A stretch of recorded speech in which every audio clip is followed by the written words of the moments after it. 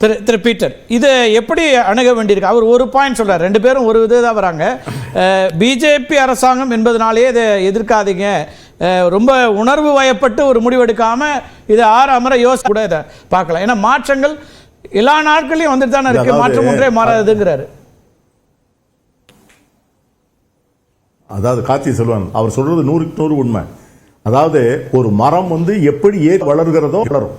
ஆனா நீங்க என்ன நினைக்கிறீங்கன்னா மரத்தை பூரா ஒரே சைஸாக்கி அது குரோட்டன் செடி மாதிரி ஆக்கிறணும்னு ஜனநாயகத்தை நீங்க நினைக்கிறீங்க. ஒண்ணு மட்டும் நான் சொல்றேன், அதாவது நம்முடைய சிஸ்டத்துல ரைட் டு ரீகால் கிடையாது. ஒரு தடவை ஓட்டு போட்டா நான் 5 வருஷம் காத்திருக்கணும். இப்போ இன்னைக்கு இந்த அமெண்ட்மெண்ட் கேரி அவுட் ஆயிடுச்சுன்னா ஒரு பஞ்சாயத்து போர்டு பிரசிடென்ட்ல இருந்து எம்எல்ஏல இருந்து எம்பியில இருந்து முதலமைச்சர்ல இருந்து பிரதமர் வரைக்கும் இந்த மக்கள் 5 ஆண்டுகளுக்கு ஓட்டு போட்டா வாயை பொத்திட்டு சும்மா இருக்க வேண்டியதான். எங்களுக்கு எந்த விதமான we have no voice. ஆனால் மோர் டெமோக்ரசி இருந்ததுன்னா அது எப்படி வரும்? என்ன கான்ஸ்டன்ட் ஃபியர் ஆஃப் பீப்புள். மக்கள் மேல எப்பவும் பயம் இருந்துகிட்டே இருக்கணும். மக்கள் மேல எப்பவும் பயம் இருக்கும், தேர்தல் இருந்தாதான் பயம் இருக்கும். ஆகவே அடிக்கடி தேர்தல் என்பது ஜனநாயகத்திற்கு மிக ஆரோக்கியமானது. அதான் ஷியாம் சொன்னாரு, 10 நாள் கொடு, நாமினேஷன் ஒரு நாள், ஸ்க்ரூட்டினி ஒரு நாள், வித்ட்ராவல் ஒரு நாள், 7வது நாள் போலிங். நேஷனல் பார்ட்டி 100 கோடிக்கு மேல செலவழிக்க முடியாது. மாநில கட்சிகள் 50 கோடிக்கு மேல செலவழிக்க முடியாது. Very simple. 5 ஆண்டுகள் இருக்கும். ஜனநாயக நாட்டுக்கு நல்லது இல்லையாங்கிற ஒரு ஆர்குமெண்ட் வைக்கிறாங்கல்ல, ஸ்திரத்தன்மை அப்படிங்கிற ஒரு விஷயத்தை சொல்லி 5 ஆண்டுகள் அப்படின்னா இல்லங்க, முதலீடுகள்ல தொடங்கி எல்லா திட்டங்கள் செயல்பாடு வரைக்கும்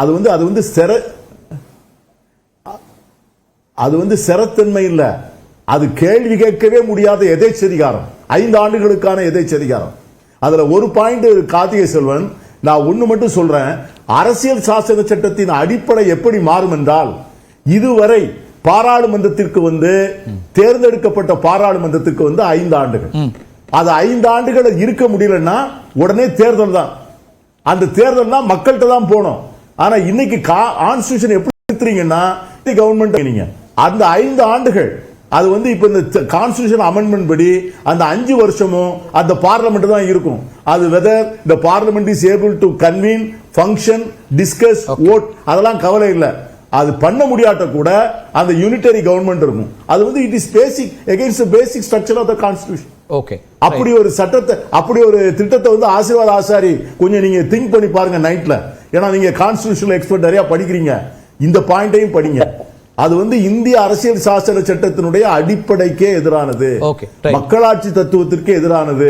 அங்கதான் சொல்றோம் ஜனாதிபதி ஆட்சி நோக்கித்தான் அது போகும்னு சொல்றோம். நன்றி. நிகழ்ச்சியில் பங்கெடுத்த விருந்தினருக்கும் பார்த்த நேயர்களுக்கும் மிக்க நன்றி. மீண்டும் ஒரு நிகழ்ச்சி சந்திக்கலாம் நண்பர்களே. நன்றி.